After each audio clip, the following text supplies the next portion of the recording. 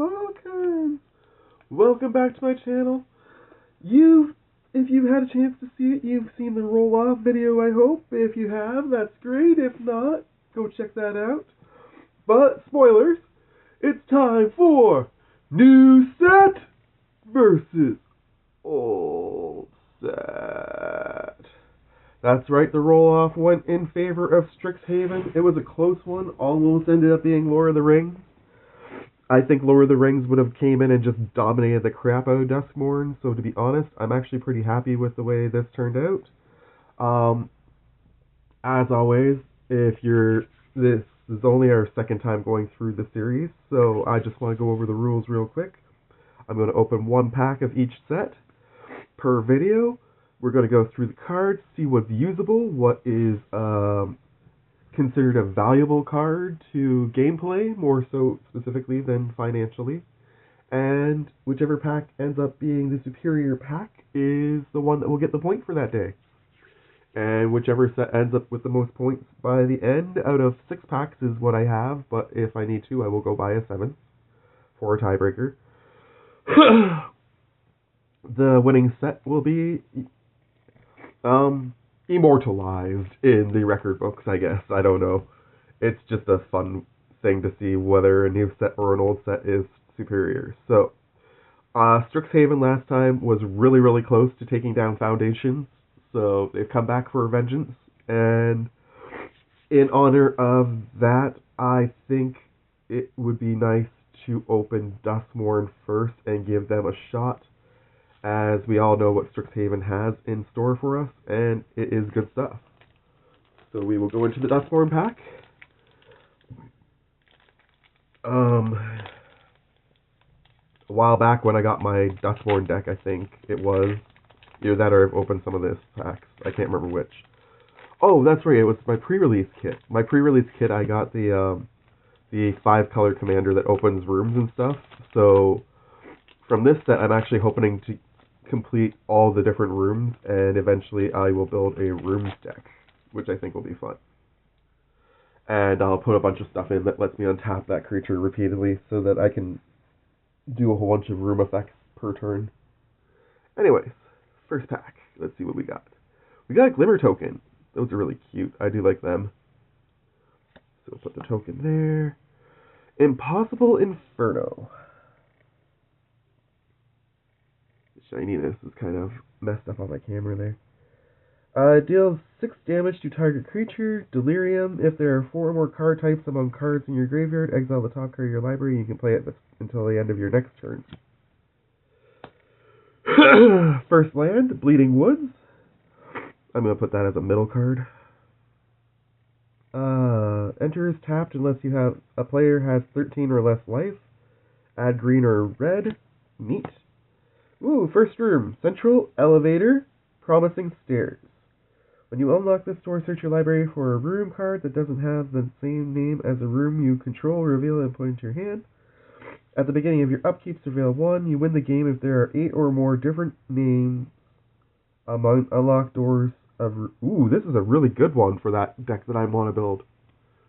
That might get Duskmourn out into an early lead. That might be card of the day.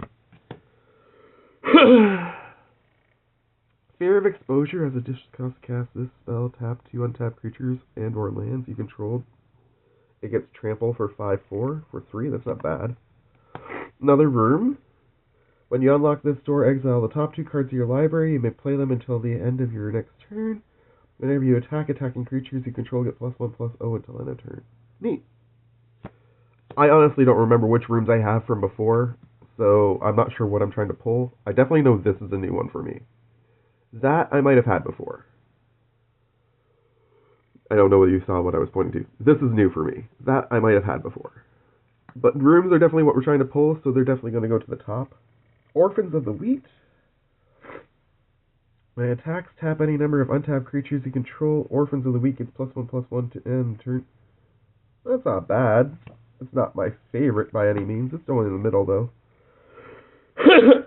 Still have a bit of a cold, but it's not as bad as it was. As an additional cost to cast this, return target permanent you control to its owner's hand. Or flew, whatever it was. Clockwork Percussionist, haste, when it dies, exile the top card of your library, you may play it until the end of your next turn. Erratic Apparition, ooh, it's a spirit at least. Flying Vigilance, whenever an enchantment you control enters.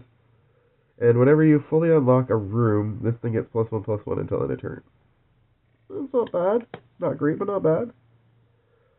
Monstrous Emergence, as an additional cost to cast this spell, you choose a creature you control and reveal a creature card from your hand. What?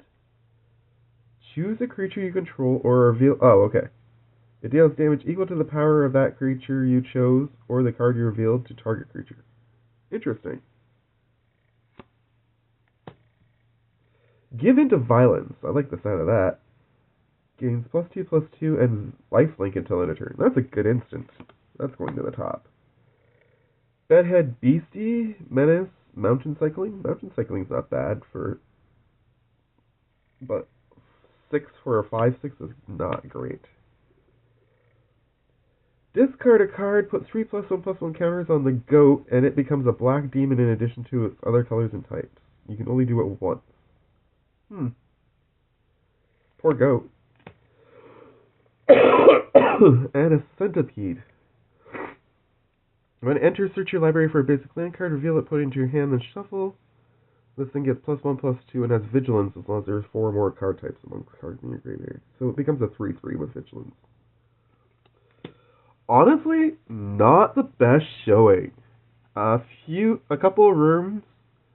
That one's a neat card, but I'm not impressed with the pack from Duskmourn. That's sad. I hope Duskmourn is going to put on a better performance for the rest of the show.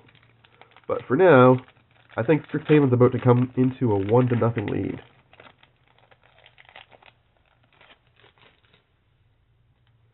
Alright, we got ourselves a nice art card on the front. That's not bad. Not the nicest art, but not bad. We got Plains. Do we have a token on the back? It might be a token. I'm going to wait till the end. I don't know whether it's a token or it's a list card or something, possibly. So we got Plains for our land. That's not bad. Teachings of the Archaics. If an opponent has more lands... No, sorry. If an opponent has more cards in hand than you do, draw 2 cards. Draw 3 cards instead if an opponent has at least 4 more cards in hand than you. For 3, that's pretty good. That's going to the top. Fuming Effigy, it's a spirit. Whenever 1 or more cards leave your graveyard, this thing deals 1 damage to each opponent. Nice. I like that. Another spirit.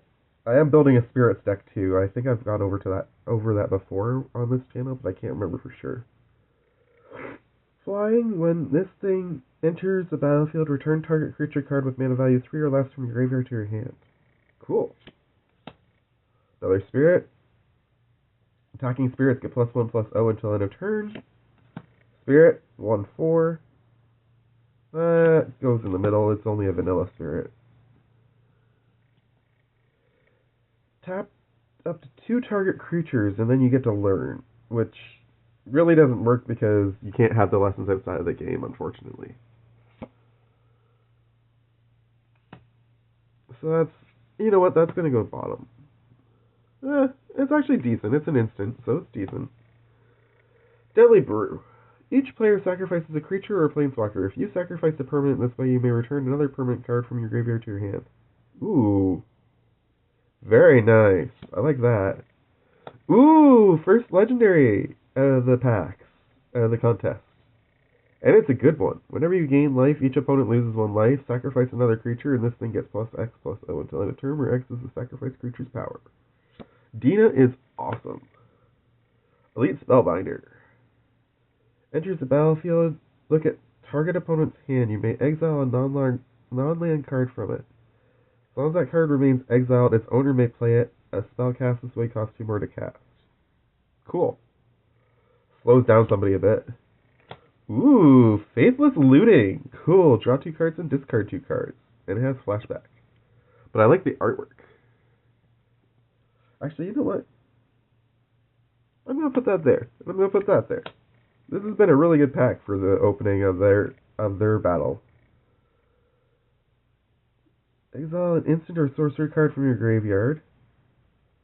This thing deals X damage to each non-dragon creature, where X is the exiled card's mana value. If a card dealt damage this way would die this turn, exile it instead, then exile this. That is pretty cool. I do not have a Dragons deck, unfortunately, but that is really cool. And... ooh, Cradle Guard. Trample, Echo, so unfortunately during your next upkeep you have to pay the mana cost again, or you have to sacrifice it. 4/4 for 3 though, that's not bad. Summon Tree Folk, Trample. Mother, sleep, dream our lives, our roots your soul, our leaves your bed. I like the art, or the flavor text on that one too. Well, this one has been a really obvious episode, unfortunately. I was hoping it would be a lot more of a closer competition to start things off, but the cards come as they come, and that's how it is. So, I hope you enjoyed this episode of New Set versus Old Set. Much love to you all. From me to you, take care, and we'll see you in the next one. Bye.